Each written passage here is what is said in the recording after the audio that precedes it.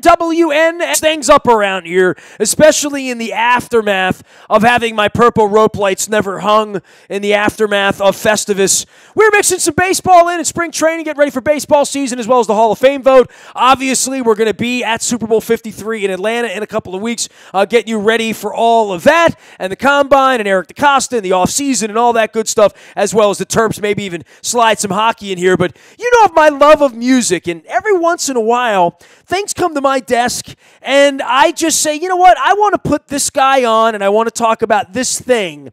And right now, we're going to stretch out here a little bit into podcast land and talk about a part of music that I didn't talk a lot about or write a lot about back in the 80s when I was a music critic at The Sun. And when I saw this come to my desk, I'm like, the Seldom scene.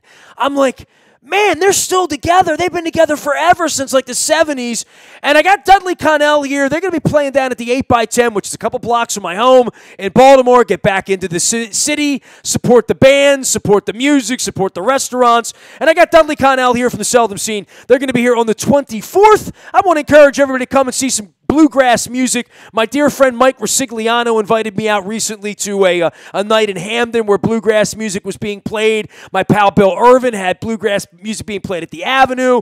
And I think bluegrass is like, I don't know if it's making a comeback, but Dudley, people are out listening to bluegrass music because I'm one of the guys that gets invited to such things. You know what I mean? I do, but frankly, Nestor, I think I'd rather talk about you going to the Super Bowl. That's more interesting to you, huh? Well, I'd love to go to. I've never been to the Super Bowl, but I do love pro football. Well, and college too. But you're a Redskin guy. Be honest with me. Don't lie to me. I would never, Nestor. I would never lie. I'd never lie to you. But yes, we are coming to the 8x10. The Seldom scene is a band that was formed almost as kind of like a basement band in 1971 in the basement of the original banjo player Ben Eldridge, his house in Bethesda, Maryland. And it was John Duffy and Ben Eldridge, Tom Gray, and Mike Aldridge and John Duffy. And it was almost kind of think of it kind of like as an informal card game. They would get together once a week and play music because they loved playing music. Word got out that they had this little basement band, and they went out to play little local bars and things like that around Baltimore and Washington. And I think John Duffy said it best. I think he said, I don't know, we were just standing around, all of a sudden we got famous. So that's kind of how the band got started.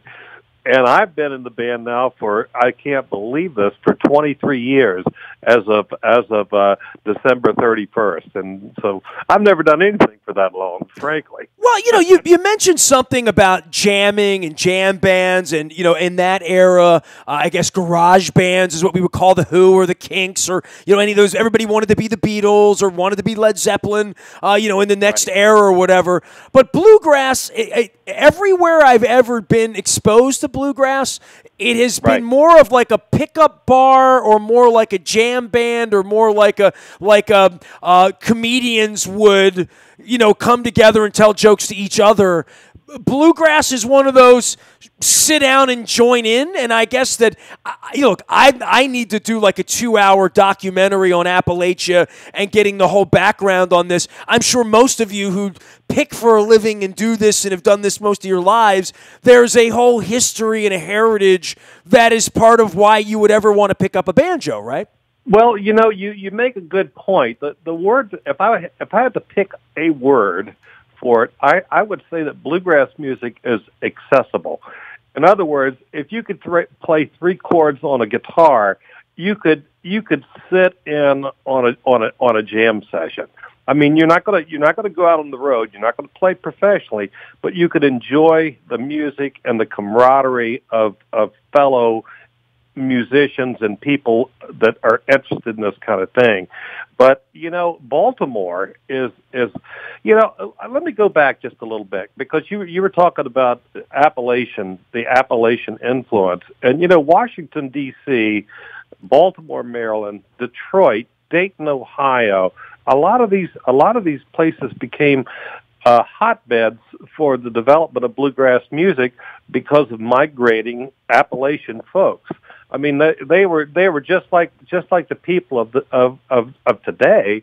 But back in the 1940s, after World War II, in the late 1940s, and all through the 50s and 60s, they moved to these towns to better their lives, to find better work.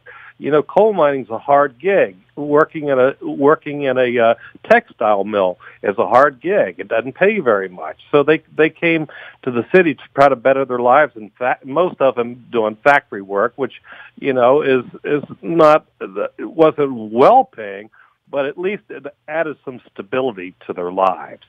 And as they did, they collected in communities, and they brought their music and their food and their culture with them.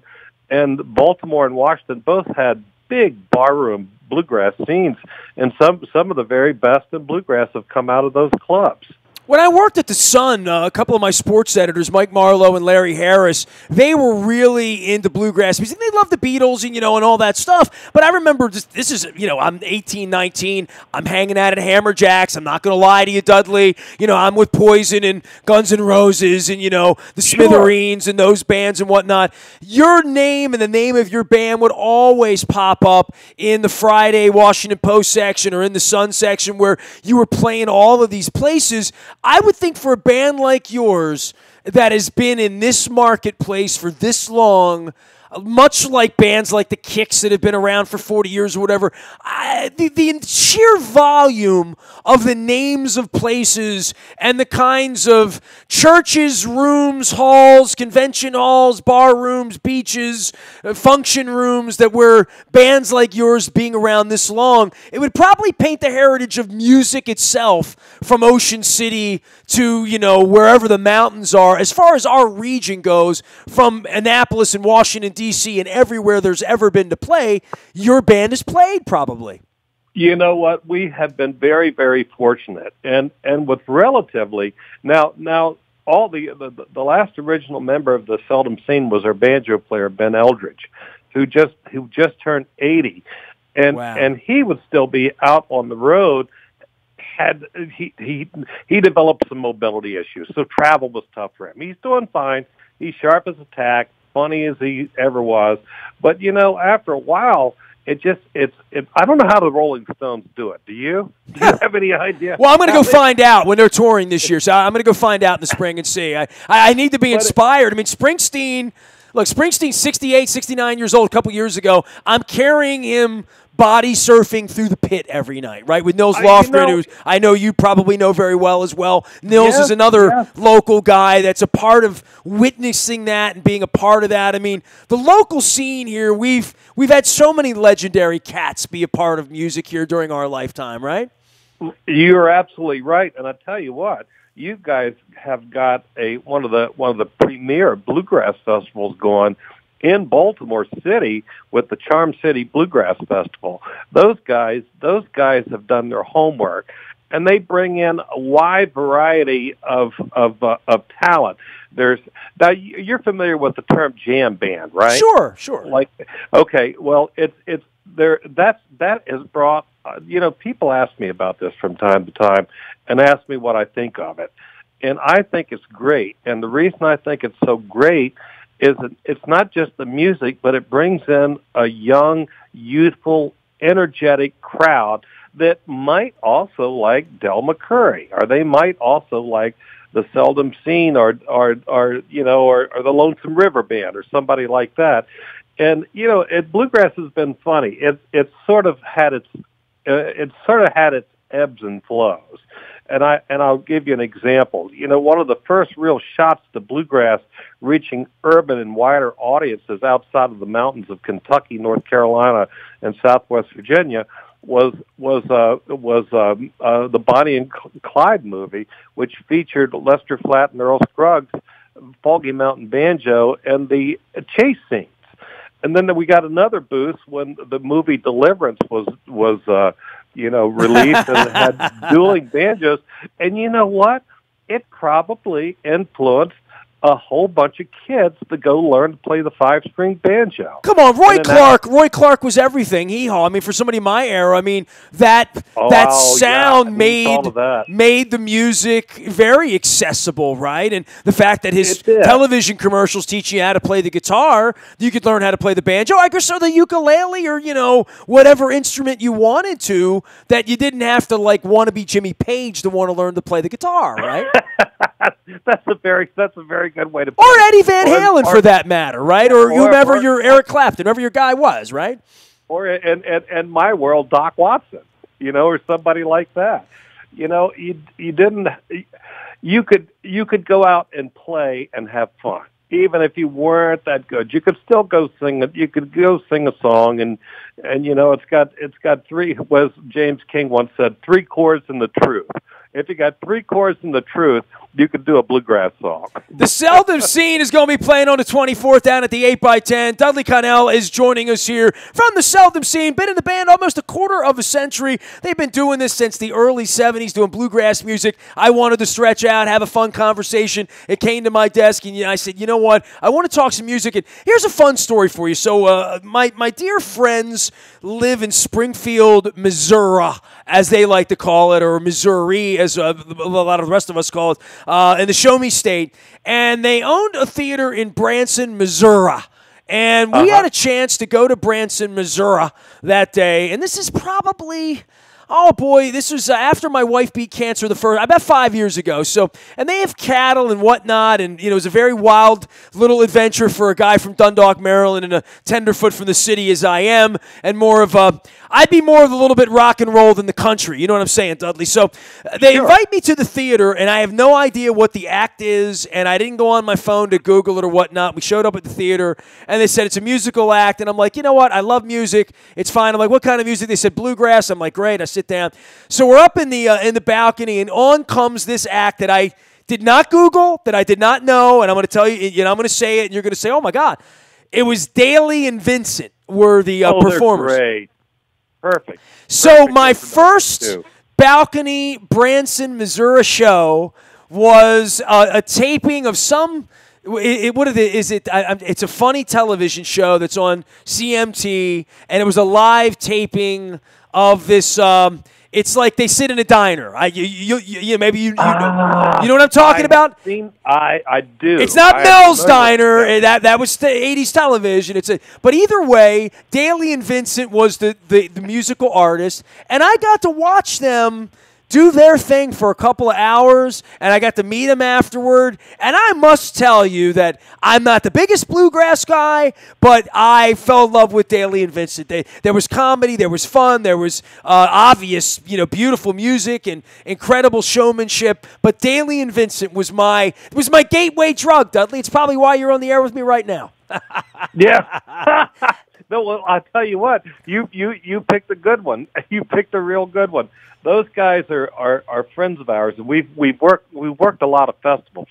One of the big saving graces of bluegrass was back in the '60s, where these multi-day bluegrass festivals, outdoor events, and they would have maybe 12, 18 bands within 3-day period. And I'm picturing Woodstock here, Dudley, is what I'm getting, right? A Woodstock image? Okay, let's tamp that down just a little bit. let's think about 5, 10, 15,000 people, and not 350,000.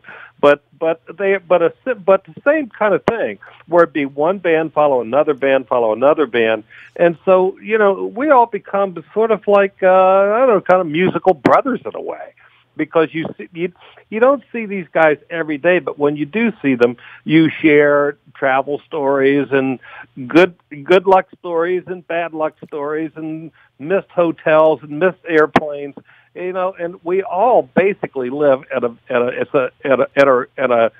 sort of a bubble in a way. I mean, we travel a lot, but we feel some of the same kind of things, and it is great. And I love those guys. I've known those guys since. Well, I've known Vincent since he was a little kid. But I really would prefer not to talk about that because it just shows my age.